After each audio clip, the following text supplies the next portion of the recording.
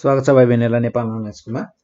आज हामीहरुले class 10 vector जियोमेट्रीको कुरा गर्नेछौं र भेक्टर जियोमेट्रीमा पनि आजसम्म तपाईहरुलाई लङ क्वेशन्समा सोधिएको क्वेशनहरु हामीले 2060 देखि लगेर 2075 सम्म आइपुग्दासम्म हामीहरुको लङ क्वेशन्सहरु चाहिँ भेक्टर जियोमेट्रीबाट सोधिएका सबै क्वेशनहरु हामीले कलेक्ट गरेका छौं र त्यो क्वेशनहरुलाई हामीहरुले हेर्दा जब हामीहरुले त्यो क्वेशनलाई कलेक्ट गरिसकेपछि अब यो क्वेशन्सहरुलाई कसरी चाहिँ हाम्रो भाइ बहिनीहरुलाई अब बुझाउने त भन्दा हामीहरुले यो क्वेशन्सहरुलाई चारवटा पार्टमा डिभाइड गर्यौं र चारवटा पार्टमा डिभाइड गरिसकेपछि अब हामीहरुले हरेक सालमा सोधेको क्वेशनलाई यहाँ डिस्कस गर्नेछौं र टाइप 1 देखि सुरु गर्नेछौं।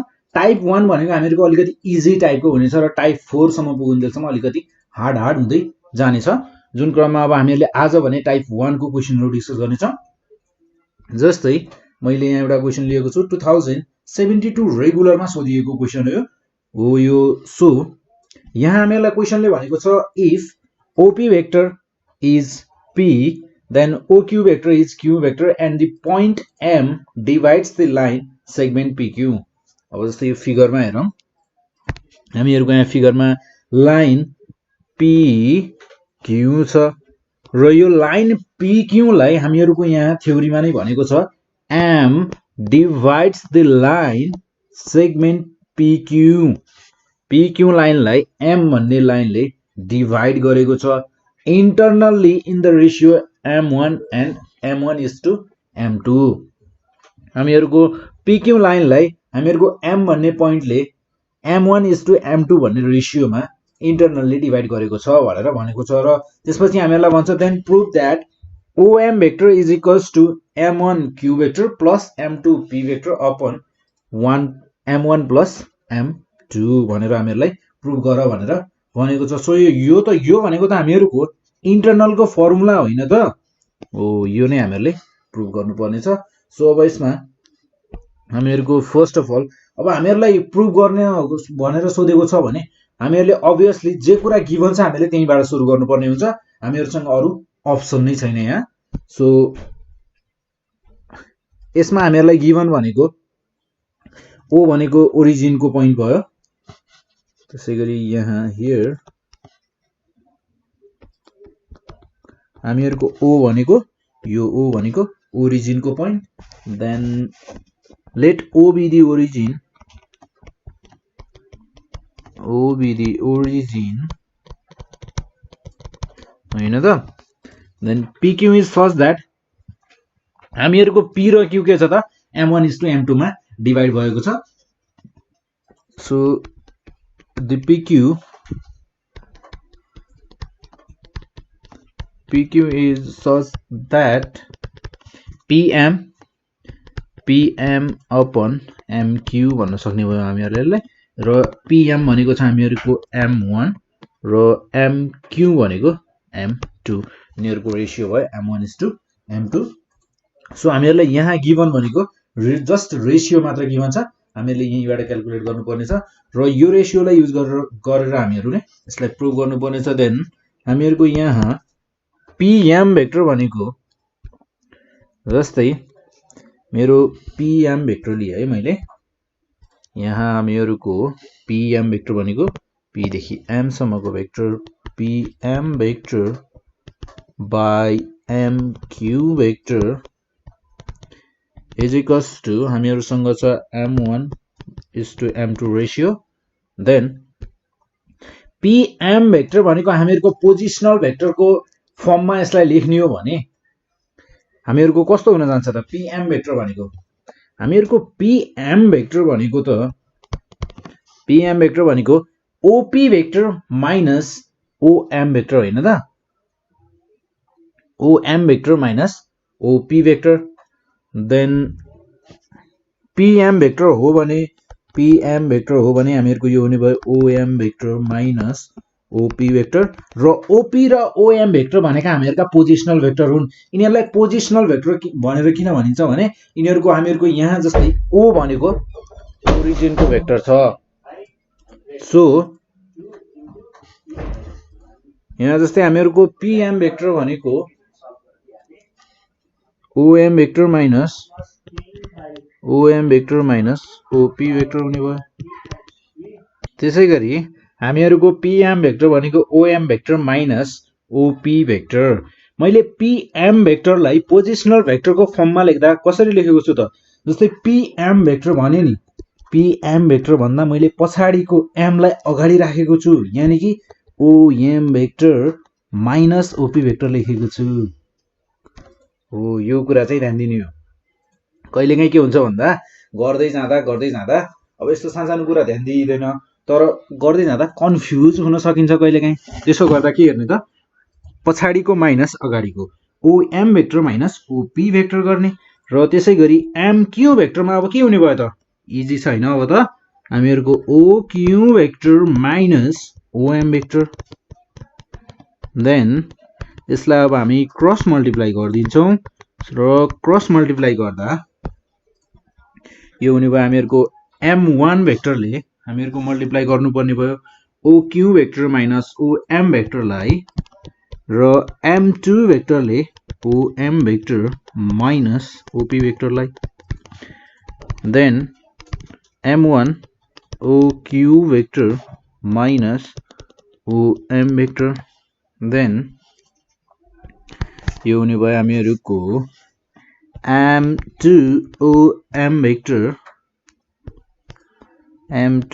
om vector minus m2 op vector is equals two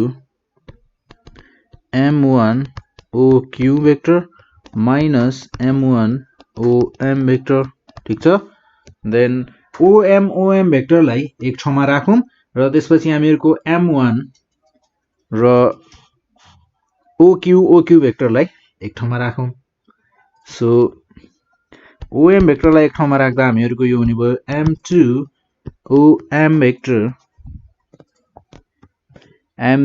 om vector plus m1 om vector is equals to m1 oq vector plus m2 op vector. Then हामीहरुको oq भेक्टर भनेको त हामीलाई क्वेशनले गिवन थियो जस्तो लाग्यो मलाई, हैन? यहाँ रहेछ नि त। op भेक्टर भनेको p भेक्टर, oq भेक्टर भनेको q भेक्टर भनेर हामीलाई गिवन रहेछ। सो हामीले यसलाई यहाँ पनि लेख्न सक्छौं। So op vector is equals to p vector, then oq vector is equals to q vector. So यो हुने भयो हामीहरुको m1 oq q vector plus m2 p vector, और मैले यदि यहाँबाट om भेक्टर कमन लिए भने के बस्ने भयो त मेरो यहाँ m1 plus m2 vector. Therefore om vector भनेको हामीहरुको यहाँ हामीले om भेक्टर भनेको त क्याल्कुलेट गर्नुपर्ने रहेछ, हैन त? यहाँ छ om vector is equals to त हामीले प्रुफ गर्नुपर्ने छ। So om vector is equals to यो हुन्छ हामीहरुको m1 q vector plus m2 p vector upon m1 plus m2। Proof भयो त हामीहरुको? आएन त? राइट साइडमा हामीहरुको m1 q vector plus m2 p vector upon m1 plus m2 proved. यसरी हामीले प्रुभ गर्न सक्छौं। एकदमै इजी छ। सो त्यसै गरी एउटा अर्को क्वेशन हेरौं। हामीहरुको 2071 रेगुलरमा सोधिएको क्वेशन छ। सो क्वेशन छ हामीहरुसँग यहाँ OA vector if OA vector भनेको हामीहरुलाई गिवन छ यहाँ A भेक्टर, र त्यसै गरी OB vector is equals to B vector and the midpoint and the point M divides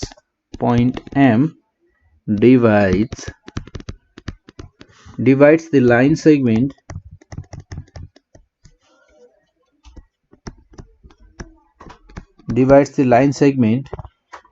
AB internally in the ratio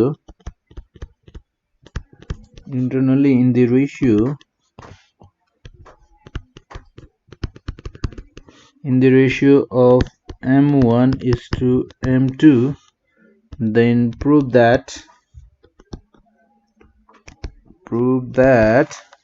OM vector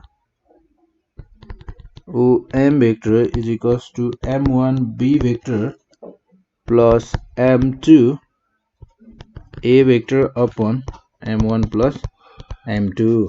हामीहरुको prove गर्ने process त माथिको जस्तै हो, क्वेशन पनि सेम माथिको जस्तै नै छ, तर यसमा हामीहरुको थोरै माथि हामीहरुलाई ओपी ओक्यू भेक्टर भनेको थियो, यहाँ हामीहरुलाई ओए भेक्टर ओबी भेक्टर भनेर भनेको छ, जस्ट त्यति नै फरक हो।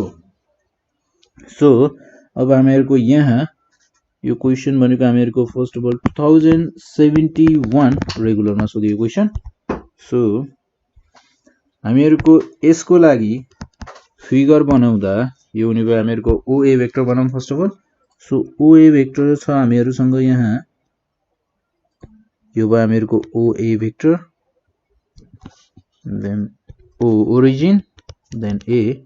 ओए भेक्टर भनेको हामीहरुको ए भेक्टर गिभन छ हामीहरुलाई, र त्यसैगरी ओबी भेक्टर बनाऊँ।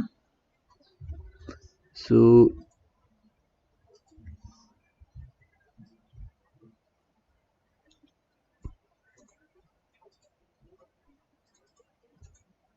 यो हुने भयो हामीहरुको ओबी भेक्टर, ओबी भेक्टर भनेको B vector, then AB line जोड्न सक्छौं हामी। एबी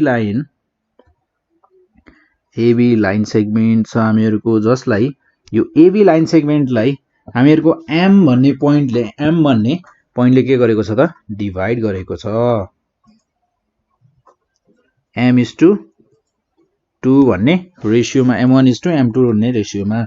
सो यो भयो हामीहरुको point m, then m1 m2 मा हामीहरुको m भन्ने पोइन्टले एबी भन्ने लाइन सेगमेन्टलाई डिभाइड गरेको छ। सो फर्स्ट अफ अल हामीहरुलाई यहाँ गिभन कुराहरु के छ त्यो कुराहरु लेखौं। सो हामीहरुलाई फर्स्ट अफ अल त हामीहरुको ओ भनेको ओरिजिन भइहाल्यो। So let O be the origin, so let O be the origin, O भनेको ओरिजिन, देन हामीहरुलाई गिभन छ यहाँ OA भेक्टर भनेको हामीहरुको A vector and OB vector भनेको हामीहरुको B भेक्टर, ठीक छ। Then and M be a point which divides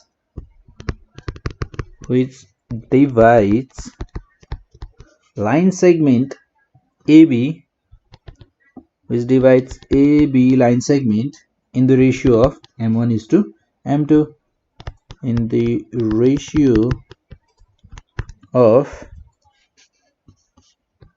m1 is to m2।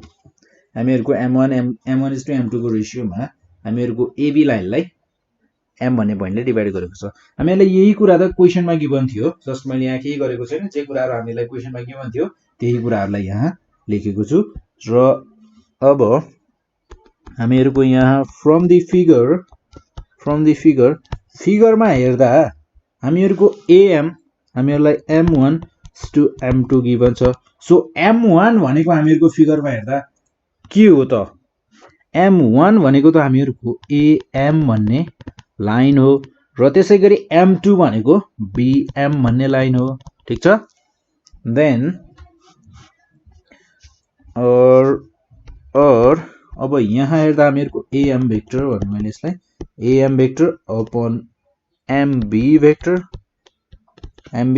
Is equals to mb vector is equals to m1 is to m2 am vector is upon mb vector.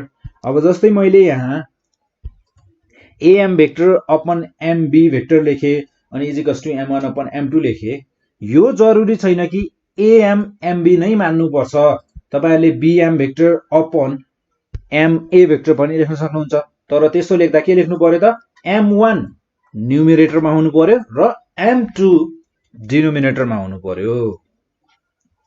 So